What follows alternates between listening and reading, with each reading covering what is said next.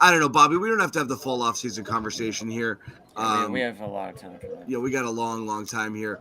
We will hear from Jaylen Brown, though. Jaylen Brown's going to talk about his future. And as you said, a lot of hemming and hawing about, what he wants to do, what he's going to do, which I don't understand the pause. But, here's what Jaylen's talking about. Have you been able to kind of think about your future here and what you're hoping for?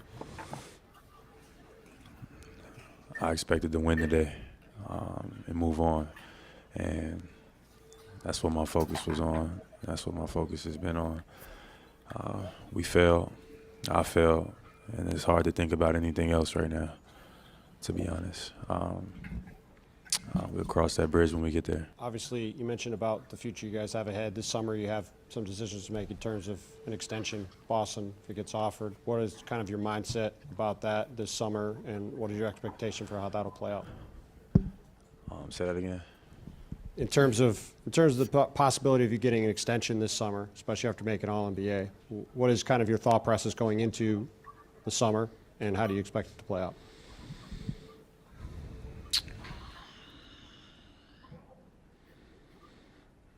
You guys, what's my thought process? This is excruciating. This is Jaylen. He's uncomfortable. What a pause. You have to expect this question. I don't even really know how to answer that question right now, to be honest. My thought process is, take it one day at a time. Focus on, getting better. Focus on, what the future holds and see where we are from there. I guess I don't really know how to answer that. Okay. This is, Sherrod, you first. Because if I start talking, I won't stop. CLNS Media's Celtics coverage is brought to you by FanDuel. New customers get a no-sweat first bet up to $1,000. That's bonus bets back if your first bet doesn't win.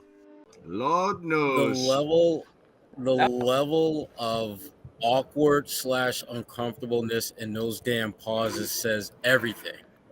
It says everything. That's a pretty straightforward question. How do you think things are going to play out this summer with your status? And if you got to think about that, you're probably thinking about more than just coming back here, because the easy answer would have been like, if they offer me a max deal, then I'll take it. So if it's not that cut and dry, this could be a very interesting summer. Because if I'm a team that's interested in him and I hear him respond to that question like that, I'm like, we might be able to get in the mix for this guy. Yeah. Now. Yeah, I agree, Sherrod. I feel like it sends the message of how hesitant he is to stick around long term, how hesitant he is to commit long term to the city. And if you're another team that's looking to add a top tier player like Jaylen, yeah, you're feeling pretty good about your chances, or at least you're gonna line those chips to make your best offer. So it'll be interesting offseason, because there's gonna be a lot of reports out there, and a lot of speculating, and with the names that will go through, I'm sure we'll go through them all and decide which one is best for the Celtics. But yeah, the Jaylen trade talk is gonna happen for sure in this offseason, and he's not making it easier in terms of putting down those rumors or any type of thought that he doesn't want to be here long term. He's sort of got one foot out. That's the way I look at those pauses for sure. He might as well have put a Craigslist posting out for his services. That's not a hard question to answer. It's not a question you need to have the reporter repeat 3 times. It's the obvious question. What happens this offseason? You haven't thought about it ever? It's a simple answer. He just didn't want to say how he felt. But again, how hard is it to say? Why pause? Just don't answer. Guys, I'm not talking about anything other than tonight. Right. It's disrespectful to my teammates and what we put forward here. That would have been a good answer. It's that easy. If you don't want to talk about it, Just say, I do not want to talk about anything beyond tonight and what went into this game. We have tons of time to address the offseason. I like it here. I like, we don't know what's going to happen, blah, or don't even say that. Just say, I'm not talking about it and move on. Pausing is talking about it. It's saying things, okay? Massive pause. I've never heard a pause like that. I mean, massive. It's so hard. You have to think so long and hard about how to not answer a question. Tells you how much you want to not answer the question. Right. So don't answer it. It's fine. Yeah. Like, don't answer it. He didn't really. Not answering it is fine. Doing that is not fine because it just tells you. And again, don't apply it. Everyone's going to be like, you don't know what he's thinking. Just apply it to, like, your life. If you asked anybody a basic question and they hemmed and hawed that much, would you be like, they're probably cool? Come on, John. Give a relationship analogy. I'm not doing the relationship. I've done a lot tonight. I don't want to keep doing it. I'm overusing them. But seriously. This makes it even more. Do you love me? This makes it even more of a reason why. I don't know how to answer that. Wait, what was the question?